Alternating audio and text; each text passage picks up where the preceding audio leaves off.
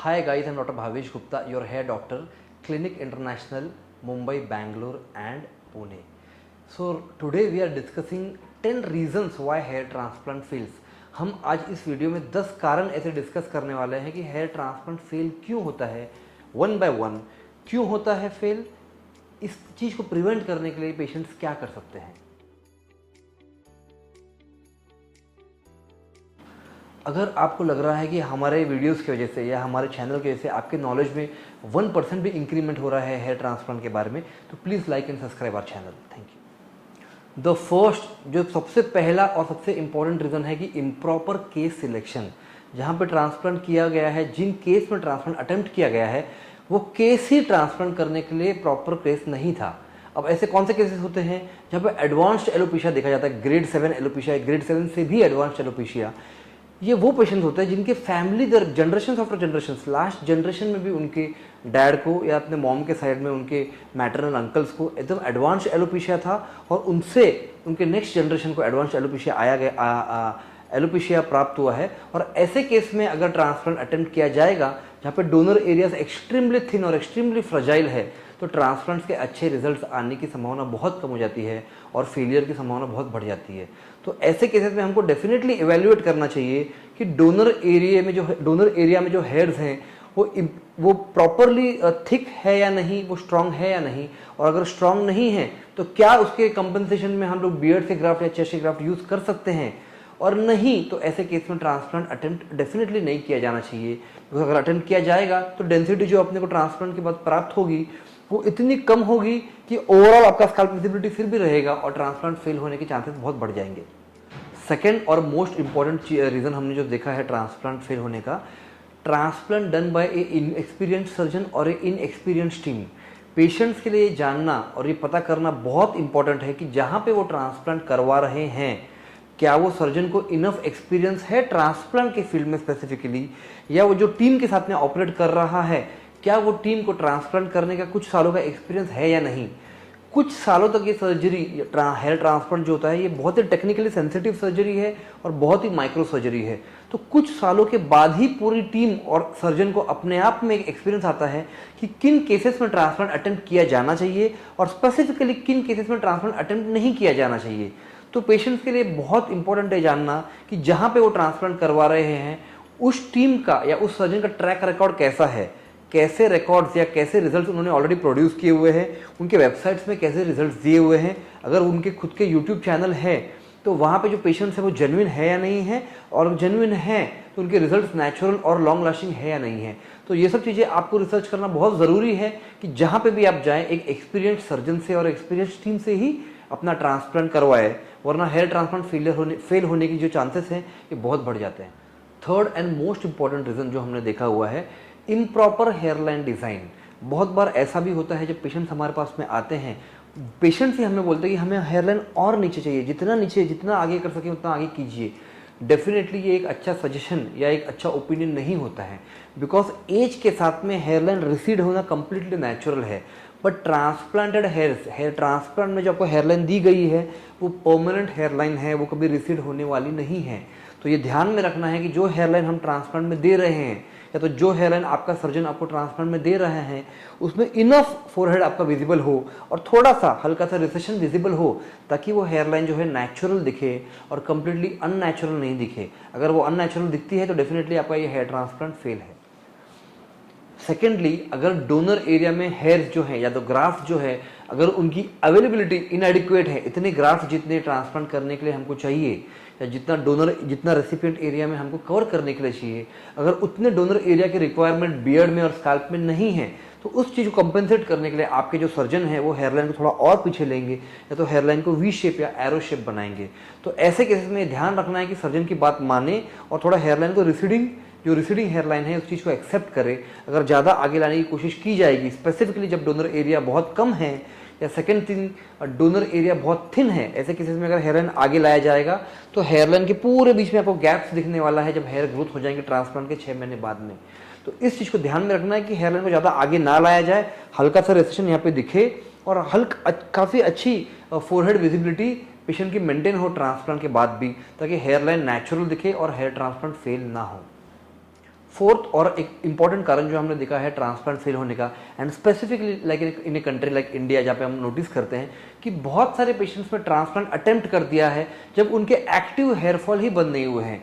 एक चीज़ पेशेंट्स को और हर किसी को समझना चाहिए कि हेयर ट्रांसप्लांट में हम नया हेयर लगाते हैं, पर जो हेयर फॉल एग्जिस्टिंग हो रहा है या तो हेयर लॉस जो एग्जिस्टिंग हो रहा है, वो चीज़ ट्रांसप्लांट करने से थमने वाली नहीं है। तो ये पेशेंट्स को हमेशा ध्यान रखना चाहिए, जब उनको एक्टिव हेयर फॉल हो, ऐसे टाइम पे ट्रांसप्लांट करना कंप्लीटली कॉन्ट्राइंडिकेटेड है। ऐसे टाइम पे ट्रांसप्लांट अटेम्प्ट नहीं करना है या ट्रांसप्लांट आप लोगों को नहीं करवाना है। पहले हेयर फॉल स्टेबिलाइज हो जाए, उसके बाद में जब एक बार प्राइमरी हेयर फॉल स्टेबिलाइज हो जाएगा, उसके बाद में ही आप ट्रांसप्लांट जाके करवाइए अपने सर्जन से, या जहाँ भी आप सेंटर में जा रहे हैं वहाँ पे जाके ट्रांसप्लांट करवाइए। पर जब तक आपका हेयर फॉल स्टेबिलाइज नहीं होता है या तो नहीं रुकता है, तब तक ट्रांसप्लांट अटेम्प्ट नहीं किया जाना चाहिए। और अगर ऐसे केसेस में जहाँ पे एक्टिव हेयर लॉस हो रहा है, ऐसे केसेस में अगर ट्रांसप्लांट अटेम्प्ट किया जाता है तो ट्रांसप्लांटेड हेयर तो ग्रो हो जाएंगे, बट जो एग्जिस्टिंग हेयर जो धीरे धीरे कम हो रहे हैं, वापस ट्रांसप्लांट करने के साल 2 साल के अंदर आपको पीछे के एरिया में, ट्रांसप्लांट के पीछे के एरिया में गैप्स दिखना शुरू हो जाएगा और शायद आपको वापस उस एरिया को कवर करने के लिए एक और फिटिंग की ज़रूरत पड़े। तो ये ध्यान में रखिए कि पहले एग्जिस्टिंग हेयर लॉस कंप्लीटली रुक जाए, स्टेबिलाइज हो जाए, उसके बाद में ही आप हेयर ट्रांसप्लांट करवाइए। फिफ्थ रीज़न जो है वो भी फोर्थ रीज़न की तरह सिमिलर है कि यंग पेशेंट्स में हमने देखा है कि यंग पेशेंट्स जो 20 साल के हैं, 21 साल के हैं, 22 साल के हैं, ऐसे पेशेंट्स में जो 20 से 25 साल की उम्र के बीच में है, हेयर फॉल स्टेबल नहीं होता है, काफ़ी सीवियर और काफ़ी एग्रेसिव तरीके से हेयर फॉल हो रहा होता है उनका, और वो पेशेंट्स ट्रांसप्लांट करवाना चाहते हैं। आपको ये चीज़ ध्यान में रखना है, जैसे मैंने पहले डिस्कस किया हुआ है कि ट्रांसप्लांट एग्जिस्टिंग हेयर फॉल के टाइम पे नहीं करवाना है। एक बार ये स्टेबल हो जाए, इस चीज़ के लिए जो आपके डॉक्टर आपको मेडिसिन लिख के देंगे, वो मेडिसिन डेफिनेटली आपको लेना है। जो हेयर वाइटामिन हो सकता है, लेज़र हेयर ट्रीटमेंट हो सकती है, पीआरपी हो सकता है, ये सब ट्रीटमेंट लेने से जब हेयर फॉल एक बार स्टेबिलाइज हो जाए, इसके बाद ही डेफिनेटली आपको ट्रांसप्लांट के बारे में सोचना चाहिए। वरना आपके हेयर ट्रांसप्लांट फेल होने का एक बहुत बड़ा कारण ये चीज़ हो सकती है। सिक्स और एक बहुत ही इंपॉर्टेंट रीज़न हमने पाया गया है ट्रांसप्लांट फेल होने का, improper technique of graft extraction and graft implantation. अब ये ग्राफ्ट क्या होता है? ग्राफ्ट जो होते हैं वो हेयर फॉलिकल के बंडल्स होते हैं जो हम डोनर एरिया से एक्सट्रैक्ट करते हैं, और इस ग्राफ्ट को आगे इम्प्लांट किया जाएगा टेक्नीशियंस के द्वारा। अब ग्राफ्ट को जब एक्सट्रैक्शन किया जाता है, उस दौरान अगर ग्राफ्ट को डैमेज किया गया है या डैमेज ग्राफ्ट हुआ है, तो ग्राफ्ट जो होते हैं सॉफ्ट टिश्यू होते हैं और बहुत ही डेलिकेट टिश्यू होते हैं, तो ये ध्यान रखना है निकालने के टाइम पे या एक्सट्रैक्शन करने के टाइम पे कि ज़रा भी ग्राफ्ट के रूट्स को डैमेज ना हो। अगर ये डैमेज हुआ है तो हेयर ट्रांसप्लांट फेल होने के चांसेस बहुत ही बढ़ जाते हैं।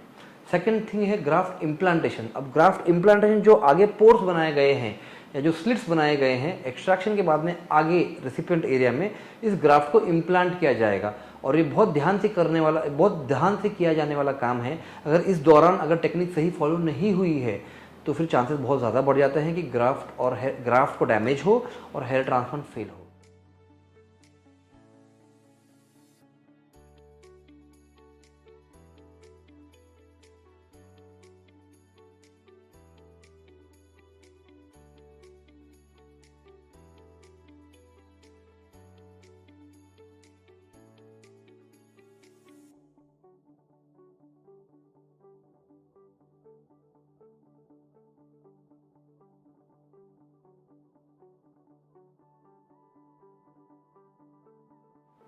सेवेंथ और एक बहुत इंपॉर्टेंट रीज़न हमने नोटिस किया है ट्रांसप्लांट फेल होने का, इनएडिक्वेट मैग्नीफिकेशन।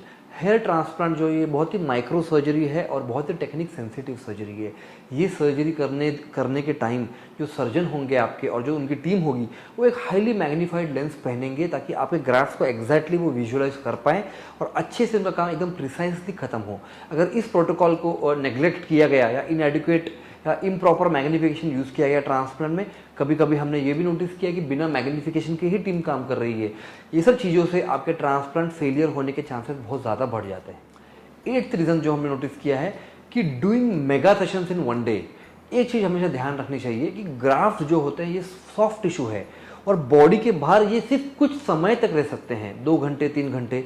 इससे ज़्यादा अगर इनको बॉडी के बाहर रखा गया तो चांसेस बहुत ज़्यादा बढ़ जाते हैं कि ग्राफ्ट परमानेंटली डैमेज हो जाए और उनको इम्प्लांट करने के बाद में उनकी ग्रोथ नहीं हो अच्छे से। इसलिए ये ध्यान में रखना है कि जहाँ भी आप ट्रांसप्लांट करवा रहे हैं, वो टीम या वो जो क्लिनिक है वो लिमिटेड ग्राफ्ट करे आपका एक दिन में, हमारे क्लिनिक में जैसे कि आप अगर फॉर एग्जांपल देखें तो हम दिन में 2500 से ज़्यादा ग्राफ्ट एक दिन में अटेम्प्ट नहीं करते। ज़्यादा से ज़्यादा 2500, 2600, 2700, इससे ज़्यादा अगर ग्राफ्ट हो, 4000 हो या 5000 ग्राफ्ट, तो हम इनको 2 दिन में डिवाइड कर देते हैं। अगर उनसे भी ज़्यादा ग्राफ्ट की रिक्वायरमेंट हो, 7000 कि 8000, तो ऐसे केस को हम 3 दिन में किया जाता है हमारे क्लिनिक में। तो ये चीज़ को हमेशा ध्यान देना चाहिए कि एकदम मैक्सिमम नंबर ऑफ ग्राफ्ट जो है 4000, 5000 ये एक दिन में अटेम्प्ट ना हो रहा हो। घाई के चक्कर में अगर ऐसा कुछ प्रोटोकॉल ब्रीच किया गया तो ये चांसेस बहुत ज़्यादा बढ़ जाते हैं कि जो ग्राफ्ट्स आपके हैं ये आपके बॉडी के बाहर रेफ्रिजरेटर के अंदर बहुत समय तक रखे हों ग्राफ्ट एक्सट्रैक्शन करने के टाइम पे, और इस वजह से ग्राफ्ट की जो ग्रोथ है वो इनएडिक्वेट हो ट्रांसप्लांट के बाद में।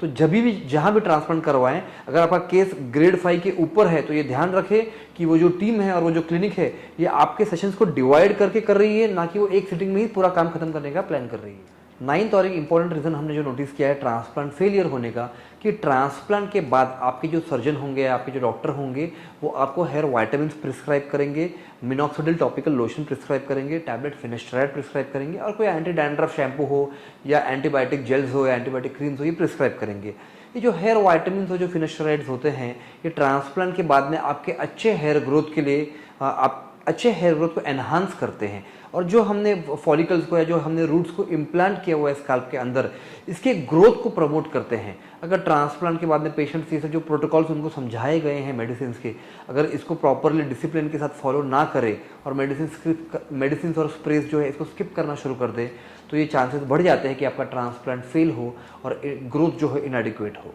तो ये ध्यान रखना है आपको कि जो भी प्रोटोकॉल या जो भी मेडिसिन आपके डॉक्टर ने आपको समझाया है इसको प्रॉपरली फॉलो करें, और जब जब आपको फॉलोअप के लिए यहाँ पे बुलाया जा रहा है उस समय फॉलोअप में आए और अपने सर्जन से बात करें कि जो हेयर ग्रोथ आप नोटिस कर रहे हैं कम से कम वो भी उस चीज़ को देख पाएँ।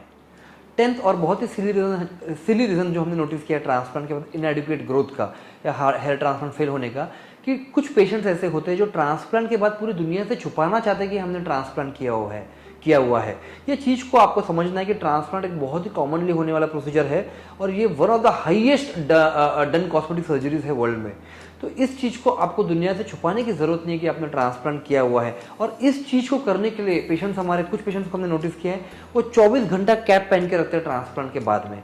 अगर आप जिस एरिया में ट्रांसप्लांट के फॉलिकल्स इम्प्लांट किए हुए हैं उस एरिया को कम्प्लीटली एंट्रैप्ट करके रखेंगे तो ये चांसेस बहुत बढ़ जाता है कि हेयर ग्रोथ आपका इनएडिक्वेट हो। और जिस तरीके से हम हेयर ग्रोथ को नोटिस करने का एक्सपेक्ट कर रहे हैं ट्रांसप्लांट के बाद में उस हिसाब से आपका ग्रोथ ना दिखे, तो ये चीज़ आपको ध्यान रखना है कि ट्रांसप्लांट के बाद में अगर कैप पहनना भी है तो जो आपके डॉक्टर ने आपको एडवाइस किया गया है सर्जिकल कैप 3 से 4 दिन के लिए आप पहन सकते हैं जब तक आपका सर्जिकल एरिया विजिबल है। बट इसके बाद में जहाँ तक हो सके कैप पहनना कंप्लीटली अवॉइड करें ताकि आपके हेयर्स को और आपके हेयर फॉलिकल्स को अनइंटरप्टेड वे मिले ग्रोथ होने के लिए। तो ये थे हमारे 10 कारण ट्रांसप्लांट फेल होने के। अगर इन 10 फैक्टर्स का अगर ध्यान रखा जाए तो ये चांसेस बहुत ज़्यादा है कि आपका ट्रांसप्लांट सक्सेसफुल होगा। होप आप लोगों को ये वीडियो पसंद आया हो। अगर पसंद आया है तो प्लीज़ ये वीडियो को लाइक कीजिए और हमारे चैनल को सब्सक्राइब कीजिए। चलो good bye, see you in the next video. This is doctor Bhavesh Gupta signing of.